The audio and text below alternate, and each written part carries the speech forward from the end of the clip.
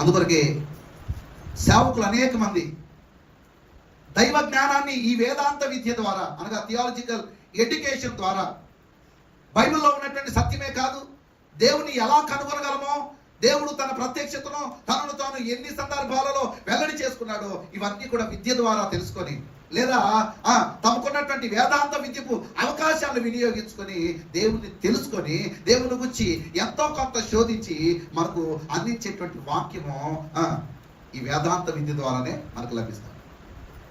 ఒకవేళ పాస్టర్ గారికి వేదాంత జ్ఞానం లేకపోతే గుర్తుపెట్టుకోండి, అంటే ఇవి మన భాషలో చెబుతాను వినండి, పాస్టర్ గారికి దేవుని గురించినటువంటి జ్ఞానం లేకపోతే మనుషులు ఖచ్చితంగా సేవకుని నోటి నుంచి వచ్చేటువంటి మాటల వలన దైవ జ్ఞానాన్ని సముపార్జించలేరంట, అంటే దైవ జ్ఞానాన్ని పొందుకోలేరు.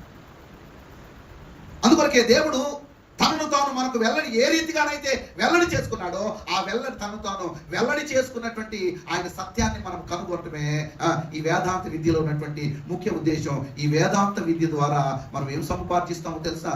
దైవ జ్ఞానాన్ని సముపార్జిస్తాం. ఏ జ్ఞానం అంట? దైవ జ్ఞానం. చెప్పాలి గట్టిగా, ఏ జ్ఞానం అంట? దైవ జ్ఞానం అంటే దేవుని గూర్చినటువంటి జ్ఞానము. చెప్పండి గట్టిగా, దేవుని గూర్చినటువంటి జ్ఞానము. Theology is a study of God.